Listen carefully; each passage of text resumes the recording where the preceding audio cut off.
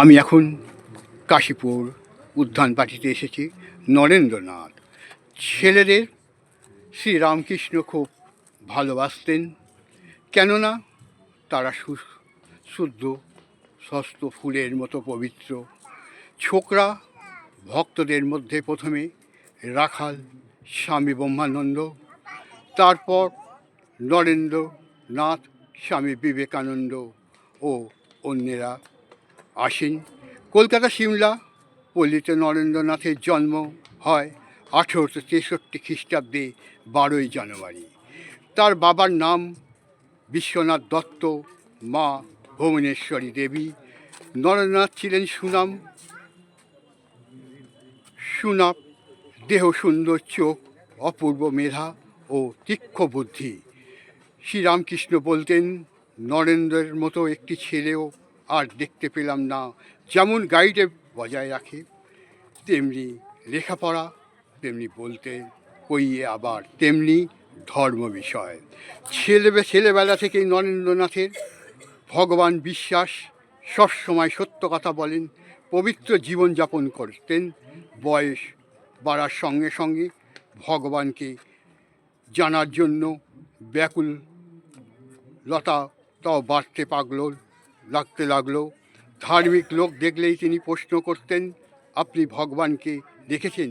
সোজা উত্তর কারোর কাছে পেলেন না।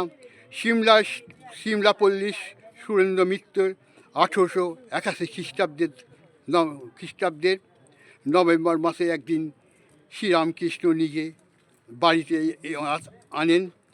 সুকণ্ঠ গায়কের অভাবে হওয়ার তিনি নরেন্দ্রনাথকে শ্রীরামকৃষ্ণের নিকট গান গাইবার জন্য ডেকে নিয়ে আসেন। শ্রীরামকৃষ্ণের সঙ্গে নরেন্দ্রনাথের এই প্রথম মিলন। শ্রীরামকৃষ্ণ তাকে একদিন দক্ষিণেশ্বরে যেতে বলেন। নরেন্দ্রনাথ দক্ষিণেশ্বরে গেলেন। একদিন শ্রীরামকৃষ্ণ তাকে গান গাইতে বললেন। নরেন্দ্রনাথ চল নিজ নিকেতন গানটি গাইলেন। তারপর হঠাৎ তার হাত ধরে শ্রীরামকৃষ্ণের ঘরের উত্তর দিকে বারান্দা নিয়ে গেলেন।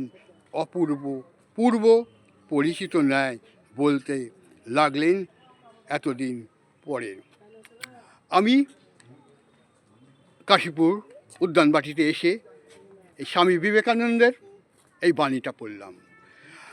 এখানে এসে আমি নিজেকে ধন্য মনে করছি, কেননা স্বামীজি বাসভবন, স্বামীজির জন্মস্থান অঞ্চলেই আমি থাকি।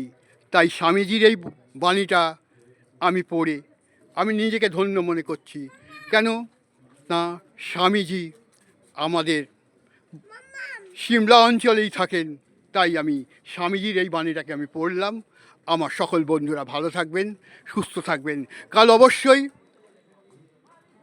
স্বামীজির বাড়িতে আসবেন, তার পৈতৃক বাড়ি, তার জন্মস্থান, সেখানে অনুষ্ঠান হবে আপনাদের।